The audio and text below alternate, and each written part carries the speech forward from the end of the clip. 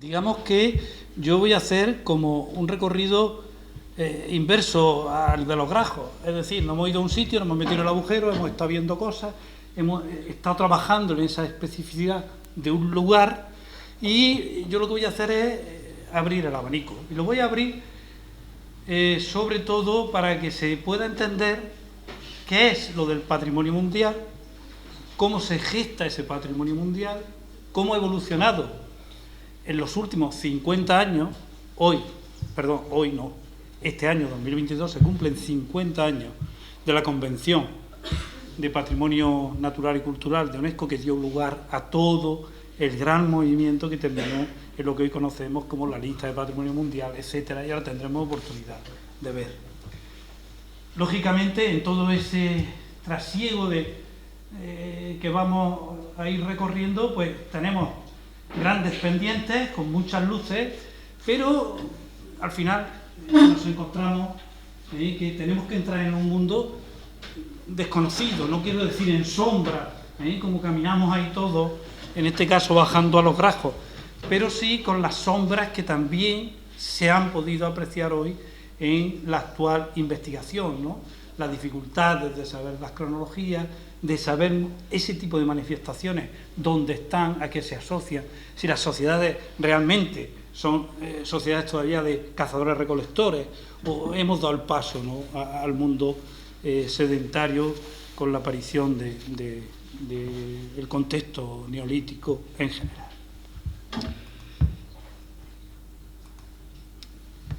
Bien, les decía, ¿qué es el patrimonio mundial? Esa pregunta es muy simple responderla hoy, pero la perspectiva arranca de esta operación en la presa de Asuán.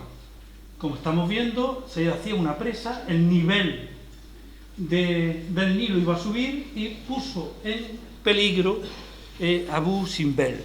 En este caso se desmontó, como podemos ver, pieza a pieza aquí, se desmontó.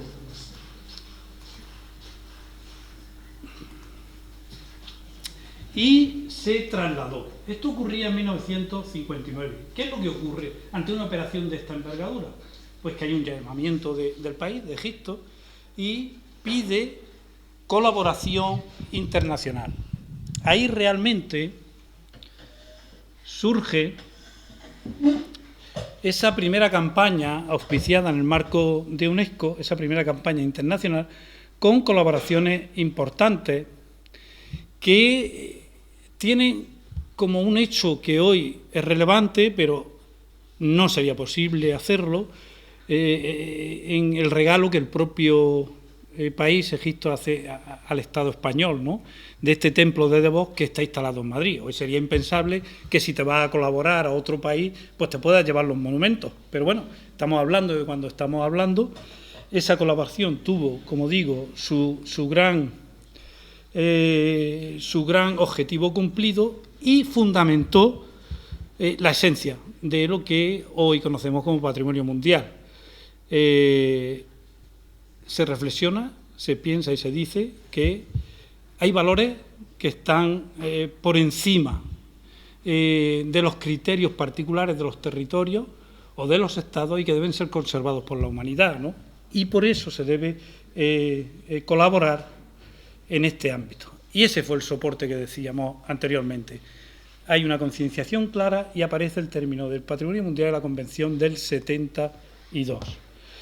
Y esta convención, a pesar de tener 50 años, es muy moderna, porque por primera vez asociaba la conservación de la naturaleza y la preservación de los sitios culturales. Es decir, hoy no podemos entender que un abrigo que está pintado en un lugar como Los Grajos sea objeto, pues digamos, de una intervención que perjudica visualmente el entorno, es decir, le ponen un aerogenerador encima del abrigo. Claro, no lo entenderíamos, ¿no? Y por tanto valoramos también los paisajes, pero estamos hablando de hace 50 años, que realmente fue su gran aportación a la visión inmediata que se ha desarrollado a lo largo de estas décadas sobre el patrimonio cultural. Había amenazas al patrimonio cultural evidentes, como las que hemos visto, y un auge en aquellos años de los movimientos de conservación de la naturaleza, que fueron más ágiles y fueron, digamos, más incisivos en la conservación medioambiental y en el desarrollo de legislación, que tardó algo más, como digo, en aparecer para los bienes culturales. Pero fue precisamente, ¿no?, esa protección del patrimonio cultural y natural el que abrió el camino a lo que tardó en modificarse algunas décadas.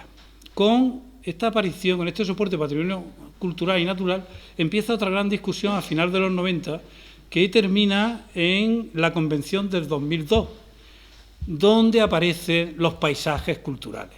Es decir, hoy día no podemos aislar los bienes que hay en el territorio sin contextualizarlos precisamente en todo el desarrollo histórico y la generación de los paisajes que una generación tras otra ha ido proponiendo. Y este término del paisaje cultural, la Convención del Paisaje Cultural, que el Estado español firmó en 2006, ha abierto un camino distinto para los bienes patrimonio mundial, porque antes esos bienes, digamos que exclusivamente eran monumentos, podemos entender como un bien cultural pues un castillo, podemos entender una catedral, un conjunto histórico, pero esta percepción cambia con la Convención del 2002 de los paisajes culturales y se ve ese patrimonio de una manera más integral. Brevemente, ¿qué pasa cuando un bien obtiene esa categoría de patrimonio mundial? Por una parte, se piensa siempre a ver si esto es patrimonio mundial y conseguimos más recursos, pero esto es, digamos, una falacia, porque la aportación de recursos que hay al año para el patrimonio mundial desde el fondo de Centro Patrimonio Mundial apenas llega a 3 millones de dólares para, digamos, países en desarrollo. Es decir, no va a haber financiación porque el patrimonio, porque un bien sea declarado patrimonio mundial. Está claro que cuando es patrimonio mundial, ahí entran los foros de debate y hay algunas contraprestaciones, algunas aportaciones desde el mundo pues, del intelecto. Sí está claro que es un símbolo de prestigio. La marca patrimonio mundial tiene esa simbología y además permite sensibilizar a los ciudadanos de valores que antes tenían menos visibilidad y que hoy pueden reconocer en su territorio, como ocurre con el fenómeno del arte levantino. Y, por tanto, sí puede colaborar a garantizar su conservación. Pero, claro, una vez que se declara, se necesita hacer un seguimiento. Esto está bien organizado estratégicamente desde el Centro Patrimonio Mundial, con esa mirada de reforzar la conservación, ¿no? Entonces existe un sistema de información periódica en el que los bienes cada 5 años van a entrar en ese contexto. Por ejemplo, ahora, el año próximo, España, como Estado parte, tiene que presentar el informe periódico sobre los bienes del arco mediterráneo. En este caso es más complejo porque hay 6 comunidades implicadas.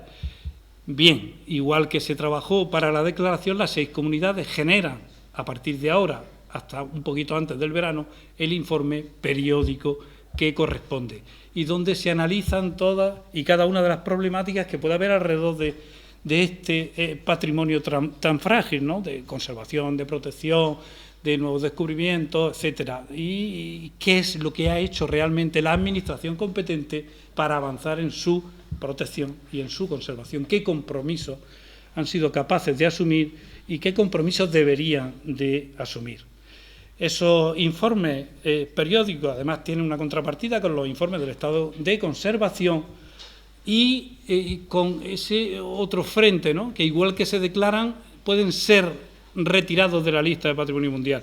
Hay sitios en la lista que están en peligro. Aquí vemos, pues, en América Latina y el Caribe 6, en Europa 4, en Asia 6, el Estado árabe 22.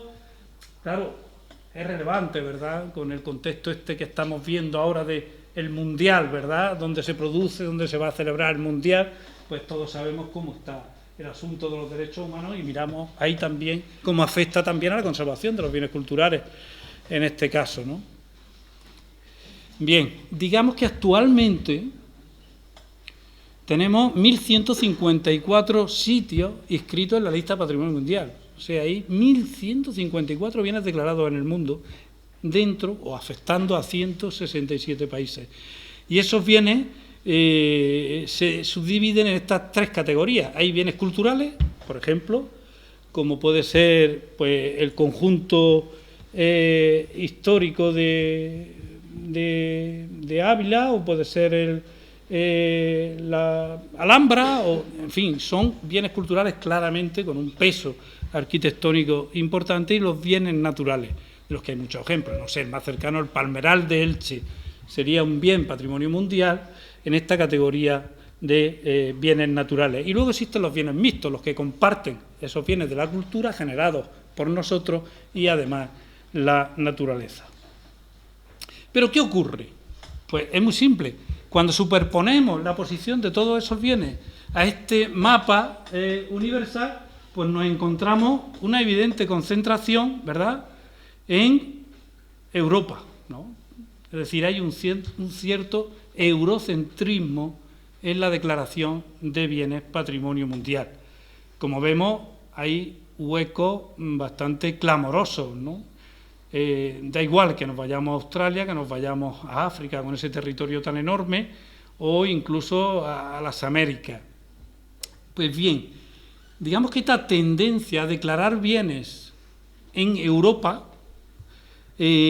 ha generado una acumulación que la Convención de Paisaje Cultural ha empezado a modificar, porque ha permitido que entren bienes más territoriales relacionados con la naturaleza, que es lo que hay en África, que no hay grandes ciudades históricas, no hay grandes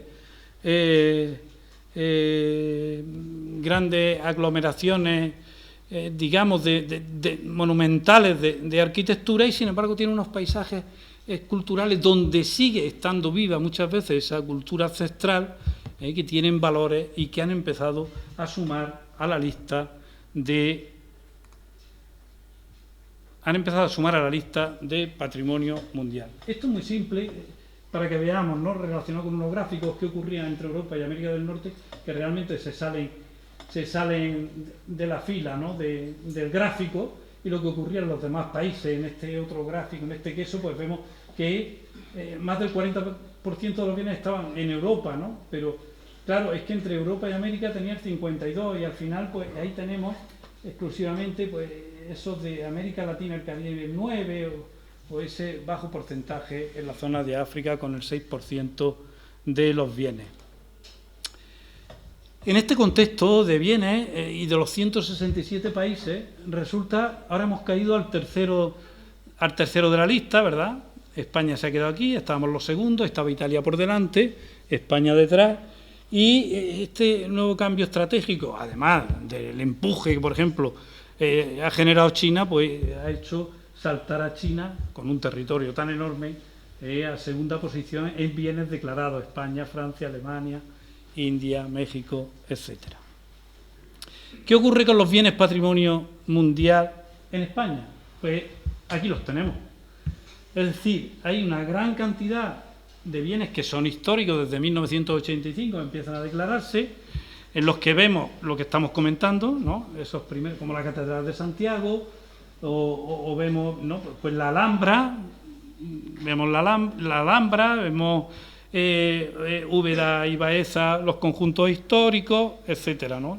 Vemos algunos grandes espacios monumentales como puede ser Mérida, y luego se han incorporado también paisajes, ¿no?, Monte Perdido, las Médulas, o recientemente también la Tramontana.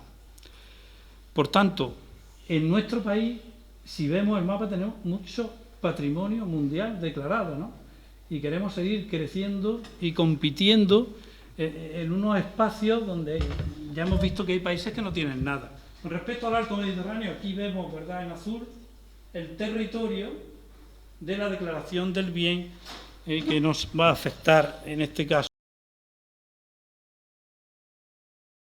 nuestro país. Decía antes que el cambio de estos criterios ha generado más bienes en los países en vía de desarrollo, con esta incorporación de los paisajes culturales, ¿no? Y luego ha abierto otro camino la Convención de Patrimonio Inmaterial de 2003, y por tanto ese mundo de países que estaban fuera de la órbita de los bienes de patrimonio mundial ha empezado a trabajar y a generar expedientes que terminan en buen término, ¿no? Veamos estos sitios tan monumentales por su presencia, como puede ser en África, donde además ya llama por sí llama la naturaleza, ¿no? La monumentalidad de una montaña en mitad de una sabana, pero que además está cargada de arte rupestre. Dentro de esos 1.154 bienes que hemos visto, que están declarados, solo tenemos 37 que son de arte rupestre. Ahí hay una lista que, bueno, no sé lo que se ve, está cortada desde 37, exclusivamente si nos referimos al arte parietal, es decir, aquí no está considerado que UNESCO incorpora como arte rupestre pues determinadas estructuras que hay talladas en Mesoamérica, ¿no? Esas las he quitado evidentemente de un listado en el que solo recuperamos el arte rupestre parietal. Y ya les digo que hay actualmente, solo de los 1.154, hay ese número de 36 lugares patrimonio mundial. Y aquí vemos la distribución del arte rupestre que está declarado en el mundo, ¿no? Desde Altamira, Lascaux, ¿no? En Suecia, en Tanum, Barcamónica, Italia, etcétera, etcétera. No voy a ir nombrando todo, pero vemos esa distribución y sobre todo vemos cómo vuelve a acumularse entre nuestro país y África un buen número de declaraciones de patrimonio mundial relacionadas con el arte rupestre. Vamos bajando, ¿no? Desde esa escala territorial del universo vamos bajando hacia la península ibérica. ¿Y qué es lo que nos encontramos? Pues nos encontramos con un cúmulo importante de patrimonio mundial. Decía antes que Altamira se declaró en 1985, fue la primera.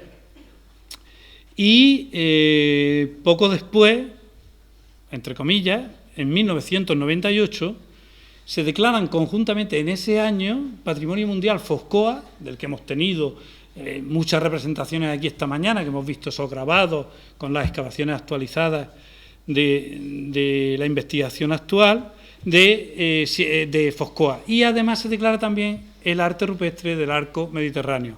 1998, en 2023, pues hará 25 años.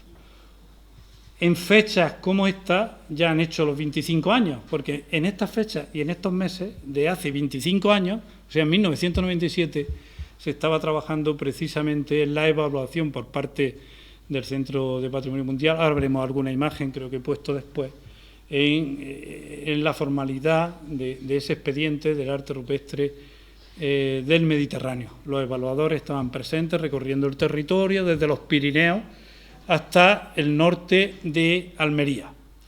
Pero después del 98 ocurren otras dos circunstancias. Ya es muy difícil que se vayan declarando bienes patrimonio mundial y, por lo tanto, se entra en un formato que considera el Centro de Patrimonio Mundial como ampliación de un bien.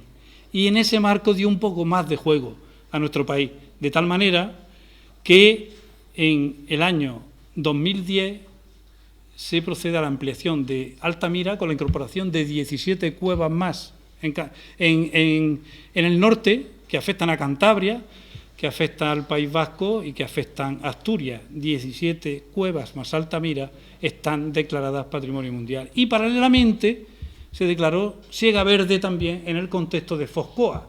Dos elementos muy paralelos, muy cerca en el territorio y que gracias a trabajos como los que pues hoy hemos podido ver que hicieron en su momento el profesor Balbín y su equipo, pues terminaron también consiguiendo la nominación de Patrimonio Mundial.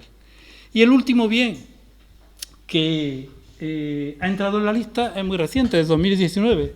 Este es un bien, digamos, mixto, ¿no? Un risco caído en Canarias es como un risco caído, un paisaje sagrado en risco caído, ¿no?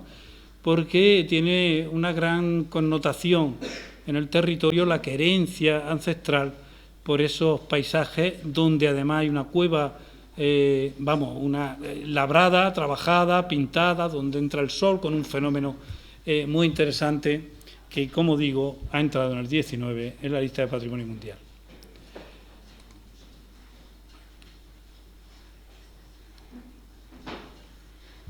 Altamira, 1985, aquí tenemos una serie de imágenes. Las he puesto porque nos hagamos una idea, porque ya hemos visto muchas cosas a lo largo del día, ¿no?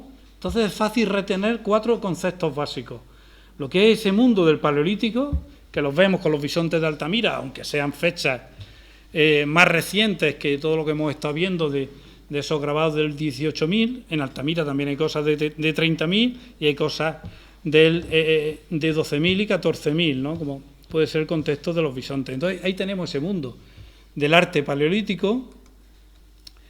Tenemos en ese contexto esas figuras más preparadas, digamos, terminadas como los bisontes, con policromía muy compleja, y luego hay pues este tipo de figuras como son estas ciervas de cobalana enfrentadas, ¿no? Que están perfiladas, están con un tampón realizadas, son más simples, ¿no? Nos recuerdan claramente a ese mundo del Paleolítico, ¿no? Y además, si lo observamos en las siguientes diapositivas, vemos las diferencias, tanto normalmente en tamaño, suelen ser más grandes en el mundo del Paleolítico, que luego en el post-paleolítico, tanto da igual levantino que esquemático, ¿verdad? O esta otra asombrosa imagen de ese panel tan espectacular de Tito Bustillo, ¿verdad? Y que nuevamente, por la edad, porque es muy mayor, pues estudió también el profesor Barbí. Y allí sí que encontró vulvas,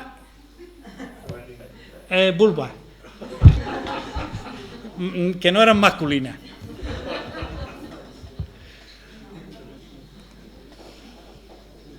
Entre la ampliación pues entran fenómenos como este de la Cueva del Castillo. Hoy hemos visto manos, ¿no?, con fechas muy antiguas o con esta seriación de puntos. Claro, también hay un universo complejo, ¿no?, de abstracción en el mundo del Paleolítico.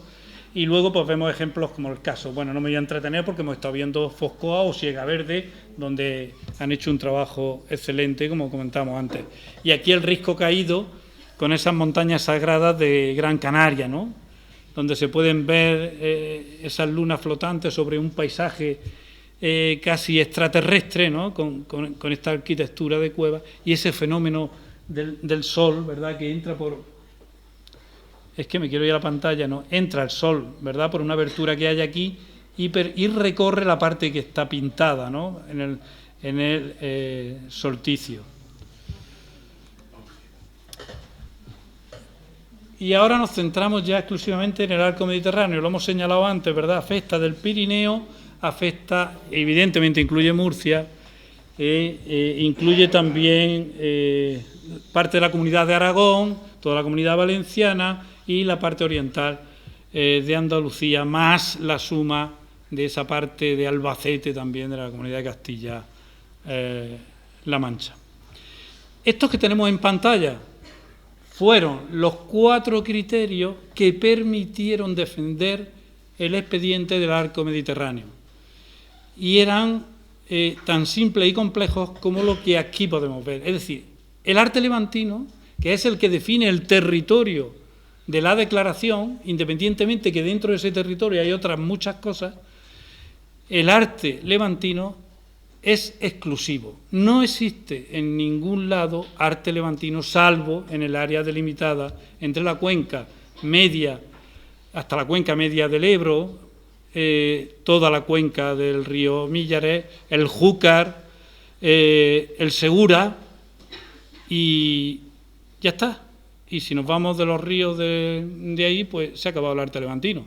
No quiere decir que no haya fenómenos parecidos en el territorio peninsular, pero es evidente que el territorio lo configura las cuencas de los ríos, que lo configura la cuenca del Segura, lo configura la cuenca del Júcar, el río Millares, y lo configura la parte baja media del Ebro hasta lo que es el río Vero. No hay arte levantino más arriba en el Vero, y sin embargo las otras cuencas llegan a culminar el territorio hasta el propio nacimiento del río, como ocurre en el río Segura, con una foto que veíamos esta mañana ahí de una figura femenina que culmina este lugar. Es excepcional por la documentación, con un testimonio tan característico de esa sociedad de la prehistoria, Y venía a sumarse un factor que permitió extender y soportar todos los argumentos, que fue la riqueza medioambiental. Estamos frente a entornos que habían quedado escasamente afectados por la acción antrópica, ¿no? Porque son muy montañosos, son cerrados, no han entrado en la dinámica de las economías modernas, no se pueden echar tractores, labrar, se conserva ese paisaje y finalmente la fragilidad y la vulnerabilidad que tiene el arte rupestre. Como consecuencia, pues eso, de estar al aire libre, en abrigos y en cavidades. Esto fue fundamental para la declaración del Patrimonio Mundial, con un largo proceso que arrancó de aquellos años 90, con reuniones en diversos lugares, en comunidades distintas, etcétera, etcétera. Y esta foto, pues al único que se ve, pues a Vicente Valdellou, pues, y la he puesto, ¿no? También fue una pieza excepcional en esta operación de Patrimonio Mundial. Y luego, hace 25 años, como les digo, en estos meses, se hizo la evaluación de UNESCO, ¿no? Aquí se ve una foto en La Sarga, otra en Solana de las Covachas, en Albacete, donde tenemos, en este caso, a Francesc Jox, que era el jefe de servicio en Valencia, o está Jean-Claude, Beltrán, Mauro Hernández y Rafa aquí, que estaba entonces en el Museo de la Valtorta, y aquí uno con una cámara que parece un turista. Era uno que tenía pelo antes de raparme. Y igual ocurrió aquí en Solana de las Covachas. Pero realmente todo este esfuerzo no hubiera culminado si no hubiéramos tenido, pues no sé, la presencia de los grandes dioses que salieron de esas paredes, ¿verdad? Y gracias a ese empuje colectivo que hubo de dinamización y de alternativas de propuestas, se terminó concluyendo con la operación de declaración del arte rupestre del arco mediterráneo, como aquí podemos ver en el año 1998. Y, fundamentalmente, el informe que emite es el que aparece aquí entrecomillado en la sesión que estamos viendo aquí, del Comité de Patrimonio Mundial, como el corpus del periodo prehistórico de las pinturas rupestres del arco mediterráneo de Estados Unidos. Es el conjunto más grande de pinturas rupestres de toda Europa y constituye una imagen excepcional de la vida humana en un periodo de evolución cultural de la humanidad. Hay que tener en cuenta que un bien se declara una iglesia o se declara un conjunto histórico, y aquí se declararon 757 abrigos cuyo soporte territorial es el arte levantino. Ya hemos visto imágenes, ¿verdad? Y vemos claramente el contraste que se ha comentado aquí de esa aparición brutal de la figura humana muy, muy presente en todo el repertorio del arte levantino. Y este abrigo de Lucio, ¿verdad?, que recuerda bastante a lo de aquí. Tenemos dos imágenes que casi se pueden cruzar y asociar, ¿no?, con esas faldas acampanadas y esas cabezas terminadas en forma de pera. Y con grandes conjuntos, como entraron aquí cercanos, o Minateda, con esa gran serie de tipologías, evidentemente con la presencia de lo que hemos estado viendo a lo largo de todo el día. Pero además, este fue el soporte, es decir, el territorio que está declarado es donde solo hay, lo he dicho más de una vez, pero es que es fundamental, porque luego se dice, ¿por qué el arte del arco mediterráneo no pasa del norte de Almería? Pues porque no hay arte levantino en otro lado, ¿no?, más allá del norte de Almería, digamos en la frontera sur. Y además de este arte levantino, evidentemente, dentro de ese territorio hay sitios como los que también hemos visto, con arte paleolítico, hemos tenido oportunidad de ver con Ambrosio, de ver las plaquetas de Parpalló aquí, por ejemplo, o el mundo del arte macroesquemático, ¿no? Está allí, está en Alicante, está en el contexto que está, no hay muchos conjuntos, está dentro de ese territorio levantino, a veces comparte en los propios abrigos, también hay figuras levantinas o hay figuras esquemáticas, y además tiene esta interesante asociación en el propio territorio, y es que las mismas figuras están representadas en elementos cerámicos bien fechados. Y por tanto tenemos un perfecto paréntesis cronológico para el arte macroesquemático que a veces está encima del levantino. Es un fenómeno que ha permitido avanzar mucho en la investigación. Y finalmente está el arte esquemático, que tenemos aquí, o no sé, el congosto de Olvena, o la cueva de los letreros, este panel que hay, ¿no? Y luego aquellos otros valores que decíamos más relacionados con el paisaje, estos entornos de Barranco Moreno, o este propio de Yecla, ¿no? Con esos módulos casi aislados en la naturaleza, donde las covachitas pequeñas han generado lugares para pintar en el pasado. Bien, decía que claro, que este territorio tiene una declaración con 750 estaciones de arte rupestre.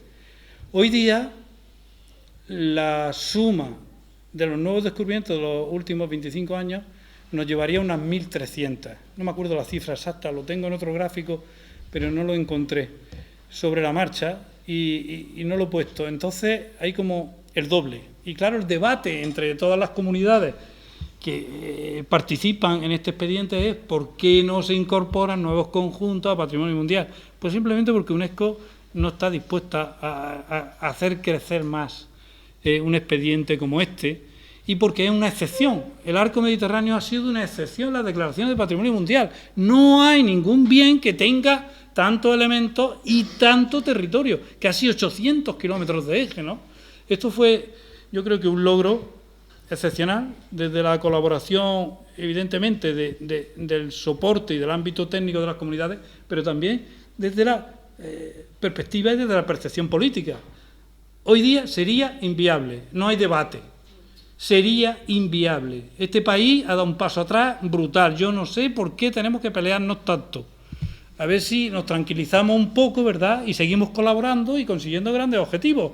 Esto sería imposible. Sentar a las 6 comunidades que participaron en esto hoy día sería posible, técnicamente, pero no habría acuerdo. No quiero seguir porque aquí podía entrar y me pongo endemoniado. ¿Qué es lo que ocurre? Que todo este territorio y todos estos bienes, claro, tienen necesidades, algunas urgentes, ¿no? Y evidentemente detrás tiene que haber un plan que se resume fácilmente con esas 2 palabras y el de por medio, ¿no? Plan de gestión, que está pendiente de hacer y en el que se está trabajando. Algunas comunidades han avanzado más, otras menos. Hay una puesta en marcha para intentar sacar esto cuanto antes. Pero claro, independientemente hay que optar por protecciones físicas. A nadie nos gusta ponerle vallas al campo, pero hay que ponerla porque tenemos agresiones. Hay, evidentemente, desde el punto de vista mío, que avanzar muchísimo en la protección. Hay que avanzar en los entornos de los bienes. Si no se protegen los entornos de los bienes, es decir, la ley dice que un lugar con arte rupestre es bien de interés cultural. Artículo 40.2, ley 16/1985, ¿vale? Pero el bien es un abrigo. La ley dice que los bienes culturales son inseparables de su entorno. Eso no se ha hecho, porque no se han generado las protecciones de los entornos de los bienes, excepcionalmente. Por ejemplo, en Almería todos tienen entorno. En Granada algunos tienen entorno. No quiero entrar, en otras comunidades porque parece que me siento más cómodo no hablando de las demás, pero claro, es que sin los entornos no se pueden proteger los bienes. Y esto ahora mismo se puede valorar de una manera clarividente, y es qué va a pasar con la expansión de la fotovoltaica, de las placas solares. ¿Qué está pasando con los aerogeneradores? O sea, o están protegidos antes o luego es tarde, no se puede. Es decir, si ahora llegan a los cuchillos y van a poner una torre ahí, y dice, ¿cómo va a poner ahí una torre? Ya ha llegado tarde, porque si la van a poner es porque el expediente se ha tramitado, se ha aprobado y hay determinadas condiciones contractuales y administrativas asumidas por parte de la empresa y de los gobiernos. Tú no puedes parar una torre cuando ya la van a poner, por mucho escándalo que se forme, ¿no? Hay que parar, hay que tener previsto que eso no ocurra y, por tanto, tener entorno. Aquí, por ejemplo, en esta figura que vemos, tenemos ahí, pues tenemos 5,5 kilómetros tiene el eje. Claro, no puedes proteger un abrigo. La ley, en algunos casos, ha generado una protección paralela. Por ejemplo, en Andalucía, en el 2007, hay una modificación que los bienes culturales tienen una protección de entorno de 50 metros si están en un conjunto histórico y 200 si están en el ámbito rural, pero con 200 metros no se puede proteger un abrigo ante un desarrollo como el que nos viene encima. En Andalucía hay 1.200 expedientes, ¿no?, de solares, de placas encima de la mesa, y está ocurriendo en todos lados, ¿no?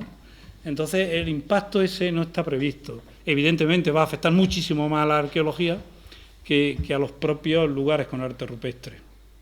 Entonces, como digo, es fundamental lo de los entornos. Y paralelamente, ¿qué ha ocurrido? He puesto ahí un flash de la problemática que puede haber y digamos, de una debilidad, de una flaqueza que tiene todo un expediente tan grande de patrimonio mundial. Pero también se han hecho cosas a lo largo de estos años importantes que han tenido el soporte, el arranque o la facilidad, digamos, de financiación y de ejecución gracias a que es patrimonio mundial, como son una serie de intervenciones de restauración en diversos abrigos, como son encuentros que empezaron en Alicante con estas reuniones o algunos congresos que han generado más documentación y han generado más actividad en torno a este ámbito del patrimonio mundial y han terminado a veces pues con grandes exposiciones.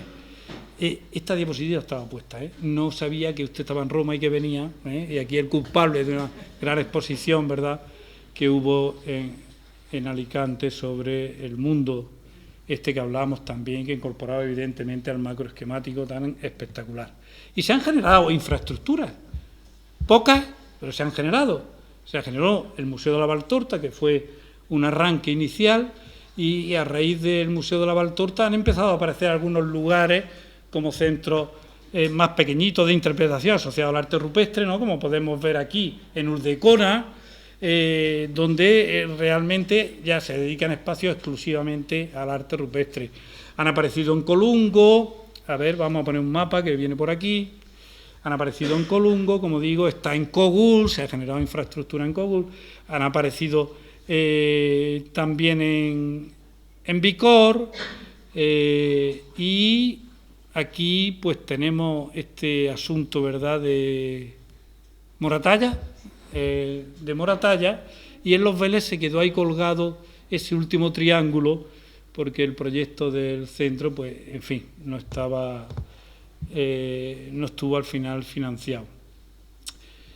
Los objetivos de todo esto era pues, simplemente completar un corpus y unos inventarios y consolidar los proyectos de divulgación, ¿no?, para lograr una mayor valorización del arte rupestre en todo el territorio, identificar todo el mundo de patrimonio mundial.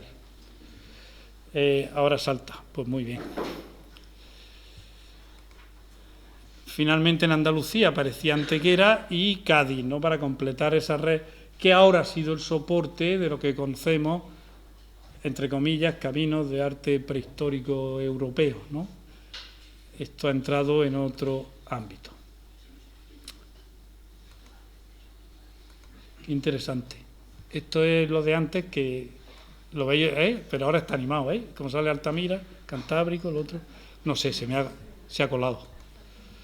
O sea, no lo he quitado, pues se ha colado. Ah, no, es que esto acababa aquí. Bueno, no, que le he dado uno de más. Se ha acabado. Entonces, claro, en este contexto que estamos hablando, donde hay 760 abrigos por un lado, donde Altamira, el entorno del Cantábrico, tiene 18, donde Siegaverde con Coa sigue sumando, donde, en fin, pues como tenemos un país como tenemos, pues entonces todos queremos lo mismo. Entonces ahora, el arte sureño, patrimonio mundial. Los grabados de Extremadura con los gallegos, nos vamos a dar la mano por detrás de aquí, le damos la vuelta a Siegaverde, por Portugal, creamos otro, tal, y además vamos a hacer patrimonio mundial. Bueno, vamos a ver, vamos a ponerle cabeza a este asunto, porque no es posible. España es el país que más patrimonio mundial arte rupestre tiene declarado, pero es que me parece absurdo esta pelea de patio, de decir, y yo también, ¿no? Quiero decir, creo que hay otras alternativas, creo que hay que valorarlas. Posiblemente España debe tener una apuesta, creo que conjuntamente con Portugal, de si quiere más bienes patrimonio mundial de arte rupestre. Evidentemente hay conjuntos excepcionales, pues habrá que identificarlos, habrá que seleccionarlos y habrá que generar algo que sea posible asumir por el Centro de Patrimonio Mundial, porque si no, no se va a declarar más arte rupestre. Yo casi iba a terminar aquí, pero viendo que aquí estamos muchos, dije, pues vamos a poner como, para finalizar una visión como en vivo de lo que pasa con el arte rupestre hoy en algunos sitios, ¿no? Hemos estado trabajando en un proyecto durante 4 años en la India y nos hemos encontrado pues con la sorpresa de una actividad en torno a un arte rupestre tribal que se sigue ejecutando allí, ¿no? Y que tiene connotaciones interesantes, ¿no? Aquí, por ejemplo, pues vemos un árbol. Tiene un depósito aquí de cerámica, ¿verdad? Está pintado, está manchado, ¿verdad? Como los neandertales. Esto es neandertal, si aplicamos el uranio torio, digo. Quiero decir que es evidente que como humanidad seguimos haciendo lo mismo no sé cuántos millones de años, ¿verdad? Incluso comer. Entonces, esto es sorprendente porque, claro, vamos camino de los abrigos, te encuentras estos sitios, ¿no? Y te encuentras esos depósitos cerámicos, que son zoomorfos, son vacas, ¿vale?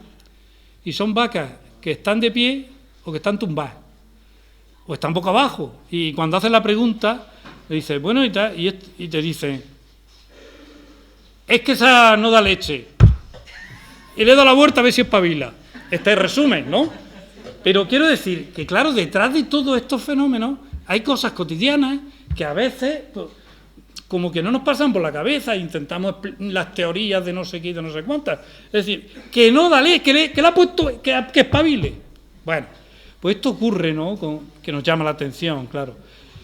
Vemos las manos, esto está en las paredes de las casas, están pintadas, ¿verdad? Si yo digo, manos en positivo de bien travieso, pues queda divino, claro. Pero si bien travieso es esto, aquí las vemos, ¿verdad? Las manos, quiero decir, está vivo, es un fenómeno que está presente en ese ámbito, ¿no? Luego, los lugares están transitados, es decir, ahí vemos un panel pintado, ¿no? Y claro, y sorprendentemente, pues por allí pasa gente, hay monos, te tiran palos y todo esto, pero realmente esta gente está allí, está con el ganado todo el día, ¿no? Pero llegamos a abrigos y no hemos encontrado esto. Maderas talladas, con pies, con manos.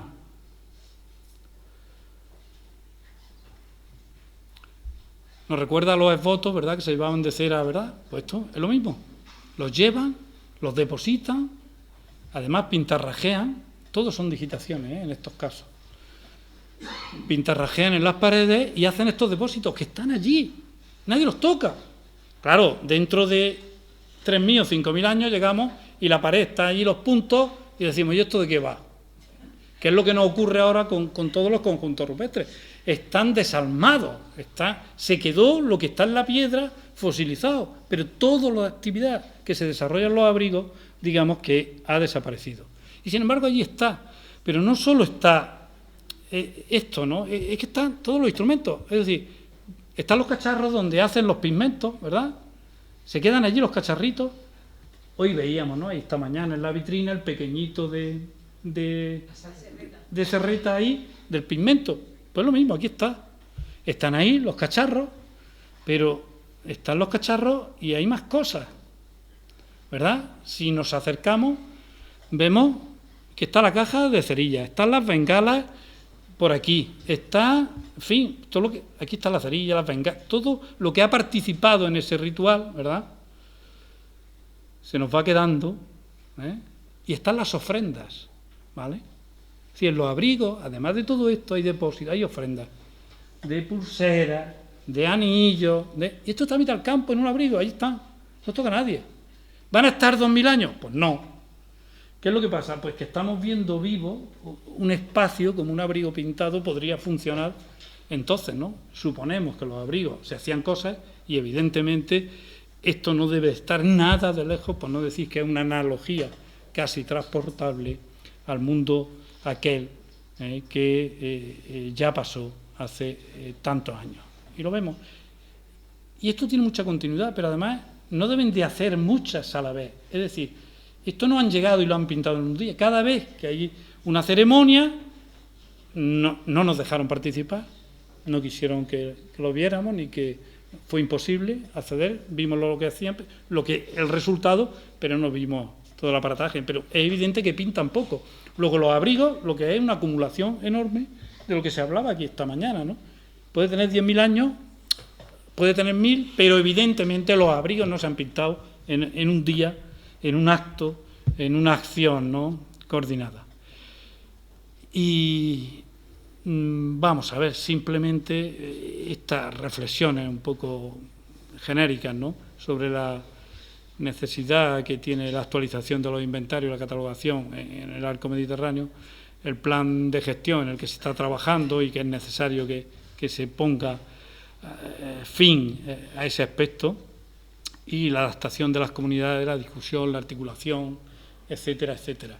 Claro, esta era, digamos, la imagen de conclusión de la parte anterior, antes de la India, pero la he incorporado cuando he visto aquí, pues, que posiblemente así podáis entender mejor, ¿no?, qué estaba ocurriendo realmente en los abrigos, como el de los Grajos, que ahora vemos, y que sabemos que alrededor hay cultura material y evidentemente algunos elementos. Yo creo que hasta aquí hemos llegado. Muchas gracias.